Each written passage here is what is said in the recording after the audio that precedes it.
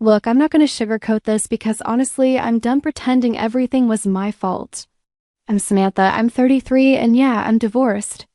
And before you start judging me, let me tell you exactly how this whole mess went down, because everyone's acting like I'm some kind of monster, when really, I was just being realistic about what I wanted. So here's the thing about Ethan.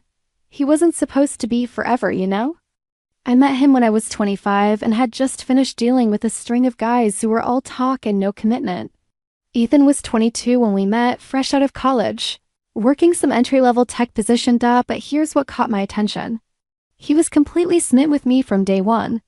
This guy looked at me like I was some kind of goddess who had descended from heaven just for him.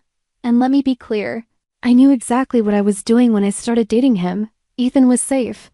He was the kind of guy who would never cheat, never leave, never give me any real problems. He had zero game with women, which meant I didn't have to worry about competition.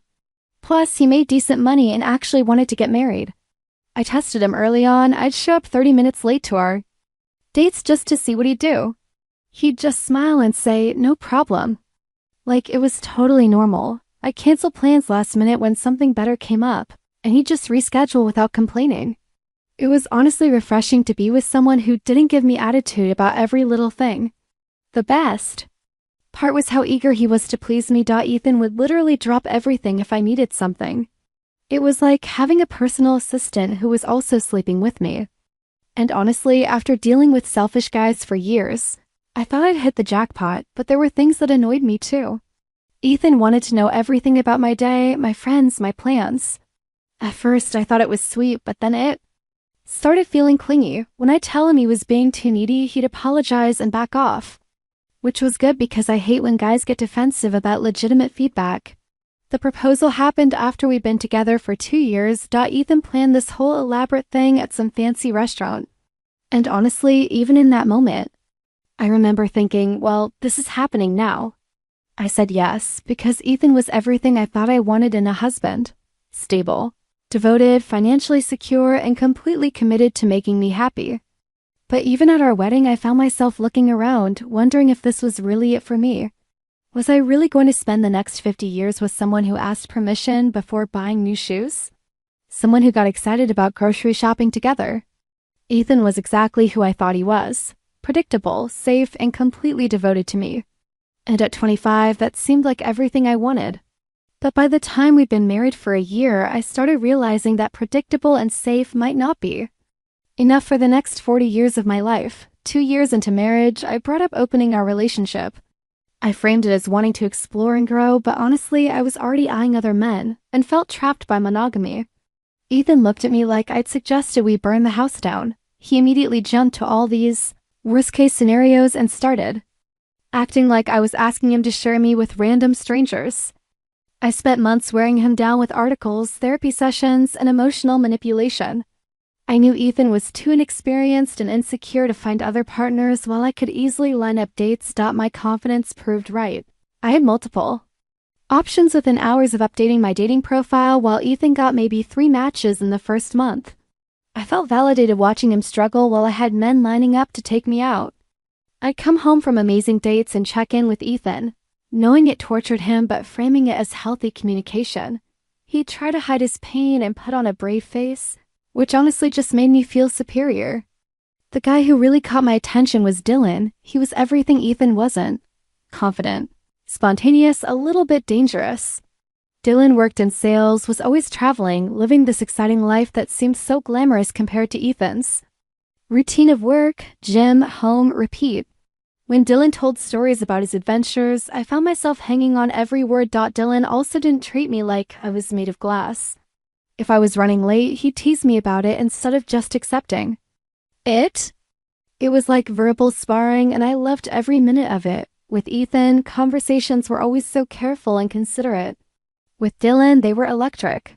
I started looking forward to my dates with Dylan more than anything else in my week. We'd meet at cool bars I'd never been to, places that felt sophisticated and adult in a way that my marriage to Ethan never did. Dylan would order wine for both of us without asking what I wanted. And somehow he always picked exactly what I was in the mood for. Ethan noticed the change in me, of course. I was happier, more energetic, more interested in intimacy when I came. home from my dates. He kept asking if I was okay, if something was wrong. It was exhausting having to reassure him constantly that my good mood wasn't somehow a threat to our marriage. The hardest part was the check-ins. Ethan insisted we tell each other about our dates. So I'd come home and give him these sanitized versions of my evenings while he shared his lack of progress in excruciating detail. Listening to Ethan talk about his failed attempts at dating was honestly painful. I tried to give him advice, but the truth was that Ethan's problem wasn't his approach, it was his entire personality. Things got complicated when Ethan started developing what he called a friendship with some woman from his work, Olivia, apparently. She was one of the few people who actually responded to his dating profile, but instead of going on a date, they just started talking all the time. Ethan claimed it was platonic, but I could tell he was getting emotionally invested. The irony wasn't lost on me that Ethan was getting jealous of my actual dates, while developing feelings for someone he wasn't even sleeping with. When I pointed this out, he got defensive and said it was completely different because they were just friends, right? I started paying closer attention to Ethan's phone habits and noticed he was texting with this Olivia person constantly. He'd smile at his phone. In a way, he never smiled at my texts anymore. When I asked about it, he'd get this weird look and change the subject. It was classic emotional affair behavior, but apparently when Ethan did it, it was just friendship. Meanwhile, my relationship with Dylan was getting more serious. We'd moved beyond casual dates to spending entire evenings together, talking for hours about everything and nothing. Dylan made me feel like the most fascinating woman in the world. He remembered details about my life that Ethan had forgotten years ago.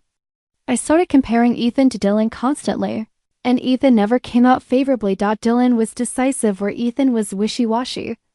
Dylan was spontaneous where Ethan needed to plan everything weeks in advance.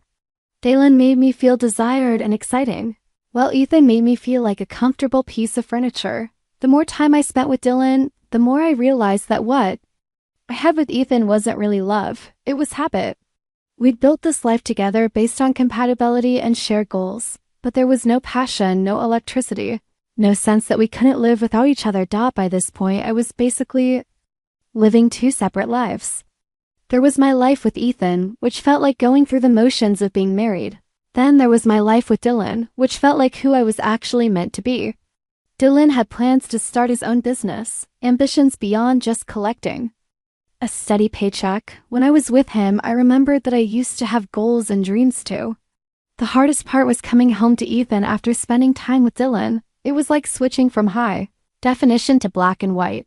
Ethan would ask about my evening in this careful, controlled way, and I'd give him the basic facts while keeping all the important details to myself. Ethan started asking more questions about Dylan specifically, which annoyed me because he never showed that level of interest in my other dates. I kept my answers vague because, honestly, it was none of his business. We'd agreed that polyamory meant trusting each other to make good decisions. What really bothered me was that Ethan was becoming increasingly needy and insecure. He'd want extra reassurance that I still loved him, that our marriage was still my priority. It was exhausting having to manage his emotions on top of everything else. I started feeling like his mother more than his wife. Meanwhile, Ethan's friendship with Olivia was getting more intense. He'd mention her constantly. Olivia said this, Olivia thought that. It was obvious he was developing real feelings for her. But when I pointed this out, he'd get defensive and accuse me of being paranoid. I decided to investigate and found Olivia's social media profiles. She was younger than me, probably around 28, and worked in healthcare administration. Cute in that generic, girl-next-door way that men seem to find so appealing. Her photos were all wholesome family gatherings and hiking trips. Basically, she was everything I wasn't: sweet, uncomplicated, satisfied with a simple life. Watching Ethan light up whenever he talked about Olivia made me realize something important. He was capable of passion and excitement. He just wasn't capable of feeling those things about me anymore. The irony was that Ethan was doing exactly what I was doing with Dylan, but he was too much of a coward to admit it.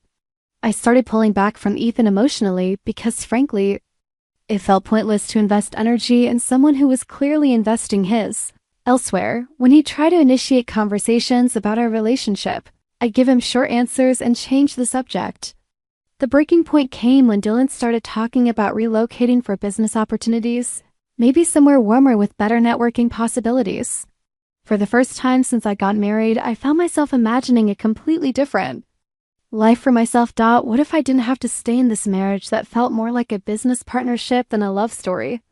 I started researching Dylan's potential destinations, looking at job opportunities and cost of living. It felt thrilling and terrifying and completely different from the careful, practical way Ethan and I had always made decisions together. That decision got made for me sooner than I expected. One evening, I came home from a particularly amazing date with Dylan to find Ethan sitting at our kitchen table with this weird expression on his face. "We need to talk," he said, which immediately put me on the defensive. Ethan started going on about how our arrangement wasn't working, how he felt like we were drifting apart, how he missed feeling connected to me. Then Ethan said something that completely caught me off guard. He wanted to close our marriage and focus on rebuilding our relationship. Just like that, he expected me to give up everything I'd built with Dylan. I told Ethan I needed time to think about it, but honestly, my mind was already made up. I wasn't going back to that life, not when I'd finally found something real with someone who actually understood me. I started staying out later, spending more time with Dylan, basically checking out of my marriage completely. Ethan noticed the change immediately. He'd try to plan date nights or suggest weekend trips, clearly attempting to compete with what I had with Dylan, but it felt forced and desperate. The conversation I've been avoiding finally happened on a random Tuesday night. Ethan brought up the idea of taking a vacation together, just the two of us, to reconnect. And something about the way he said it, so hopeful and naive, made me realize I couldn't keep stringing him along. I told Ethan I wanted a divorce, not because of Dylan, not because of polyamory, but because we'd grown into different people who wanted different things. I expected him to argue with me, but Ethan just sat there for a long moment and then nodded like he'd been expecting it. "Is this about Dylan?" he asked. I told him it wasn't about Dylan specifically, but about the fact that Dylan had shown me what it felt like to be truly compatible with someone. Ethan and I had built a life together based on shared goals and mutual convenience, but we'd never had that spark. The divorce process was surprisingly smooth, probably because Ethan just wanted it to be over with. We hired one of those collaborative divorce lawyers who helped us divide everything without turning it into a war. Ethan got to keep the house, and I got enough money to start fresh somewhere new. What surprised me was how relieved I felt once we made the decision. All the guilt and anxiety I'd been carrying around just disappeared. Ethan moved out of our bedroom immediately, but stayed in the house until the paperwork was finalized. The one thing that bothered me was how quickly Ethan seemed to bounce back. I'd expected him to be devastated, maybe beg me to reconsider. Instead, he just accepted it and moved on like he'd been waiting for permission to stop trying. Ethan's friendship with Olivia became even more obvious during this time. She'd call the house sometimes, and Ethan would take the call in another room like I couldn't hear him laughing and talking for hours. The thing that really annoyed me was that Ethan seemed more animated and happy during those conversations than he'd been with me in months. About 3 months into the divorce proceedings, Dylan got the job opportunity he'd been hoping for, a position with a marketing firm in Phoenix that would basically double his salary. He asked if I consider moving with him, not as a live-in girlfriend necessarily, but just to see where things could go between us. The timing felt perfect. I was about to be officially divorced. I had enough money from the settlement to start over somewhere new, and I had someone who actually wanted to build a future with me. I told Dylan yes before I'd really thought it through completely. Ethan took the news about my move better than I'd expected. He just nodded and said he hoped I'd be happy, which felt anticlimactic after 5 years of marriage. The divorce was finalized on a Thursday morning in February. Ethan and I signed the papers, shook hands awkwardly, and that was it. Dylan and I left for Phoenix the following weekend. He'd already found us a beautiful apartment in a trendy neighborhood with great restaurants and nightlife. For the first few months, everything was perfect. Dylan and I fell into an easy routine of exploring our new city together, trying new restaurants, meeting interesting people through his work connections. But after about 6 months, I started noticing things about Dylan that bothered me, the way he'd flirt with waitresses right in front of me, or how he'd make plans without consulting me first. He'd dismiss my opinions during conversations with his friends. The biggest issue was that Dylan treated our relationship like it was still casual even though I'd moved across the country to be with him. He'd make comments about keeping our options open or not wanting to rush into anything serious. When I brought up the future, Dylan would change the subject or say we should just see how things developed naturally. The worst part was realizing that Dylan had never actually asked me to be exclusive with him. I just assumed that moving to Phoenix together meant we were in a committed relationship, but Dylan apparently saw it as an extended trial period where he could still date other people if he wanted to. I found out about Dylan's dating profile by accident, when his phone buzzed with a notification while he was in the shower. When I confronted him about it, he acted like I was being unreasonable for expecting exclusivity without explicitly discussing it. According to Dylan, we'd never had the conversation about being exclusive, so technically he wasn't doing anything wrong. That's when I started to understand that Dylan was exactly the kind of guy I'd dated before Ethan. Charming and exciting, but ultimately unwilling to commit to anything real. I tried to make it work for a few more months, but the magic was gone. Dylan's spontaneity started feeling selfish rather than exciting. His confidence started seeming like arrogance. All the things that had attracted me to him became irritating reminders of how naive I'd been. The final blow came when Dylan announced he was being transferred to Seattle for an even better position. When I asked if he wanted me to come with him, he hesitated just long enough to let me know the answer was no. Dylan said he thought it would be good for both of us to have some space to figure out what we really wanted, which was code for, I want to start fresh in Seattle without the complication of a girlfriend who has expectations. So there I was, 33 years old, divorced, living in a city where I knew nobody except my ex-boyfriend, who was about to move away. I'd given up a stable marriage with a decent man for an exciting relationship with someone who turned out to be just as unreliable as every other guy I dated before Ethan. Through mutual friends, I heard that Ethan was indeed dating Olivia seriously. They'd moved in together about 6 months after our divorce was finalized. Part of me wanted to reach out to Ethan, maybe apologize for how things ended, but I knew that conversation would be more for my benefit than his. 2 years later, I'm still in Phoenix, still single, still trying to figure out what went wrong with my life. I've got a decent job and a nice apartment and some friends, but nothing feels as solid or real as what I had with Ethan, even during our worst times. The hardest part is seeing Ethan's life play out on social media. We have mutual friends who post pictures from gatherings where Ethan and Olivia look genuinely happy together. And I mean actually happy, not just performing happiness for the camera like Ethan and I used to do. Ethan looks different in these photos, more confident, more relaxed. Like he's finally comfortable in his own skin. Olivia posts these sweet little captions about their weekend adventures or how proud she is of Ethan's promotion at work. It's the kind of supportive, enthusiastic girlfriend energy I never gave him. What kills me is that Ethan is thriving without me in ways he never did during our marriage. He's gotten promoted twice since our divorce. He's taken up hiking and photography, hobbies I used to roll my eyes at when he suggested them. He looks happier and healthier than I've ever seen him. The worst part was running into them at a restaurant a few months ago. I was there with a guy I'd been seeing casually, and Ethan and Olivia were having dinner at a corner table. They didn't see me at first, so I got to watch them interact naturally. Ethan was animated and funny in a way I'd forgotten he could be. When Ethan finally noticed me, he gave me a polite wave and a genuine smile. Not the fake smile you give to someone you hate, but the real smile you give to someone you genuinely wish well. His complete lack of lingering resentment made it clear that he'd moved on completely. Olivia was gracious too.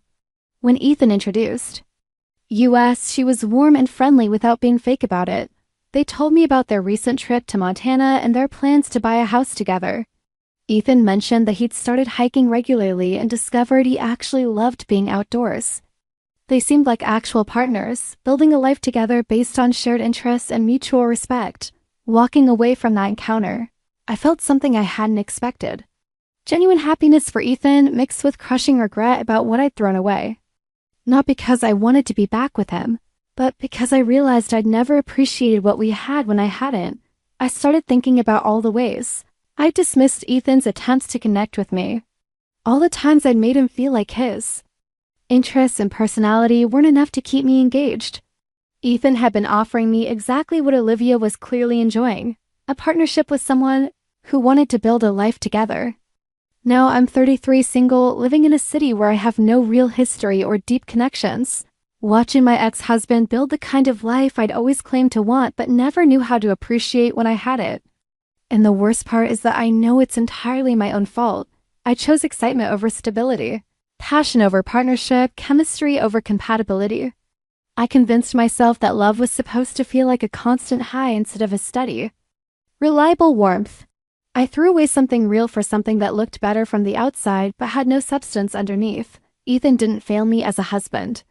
I failed him as a wife. And now he's getting to experience what marriage is supposed to feel like with someone who actually deserves him. Someone who sees his kindness as strength instead of weakness. His reliability as a gift instead of a burden.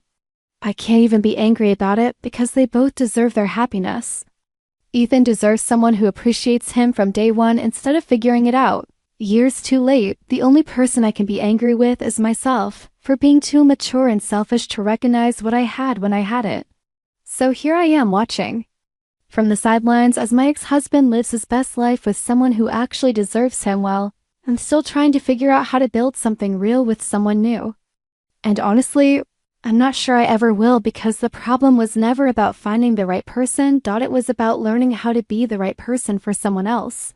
But that's a lesson I learned too late to do Ethan any good, and probably too late to do myself any good either.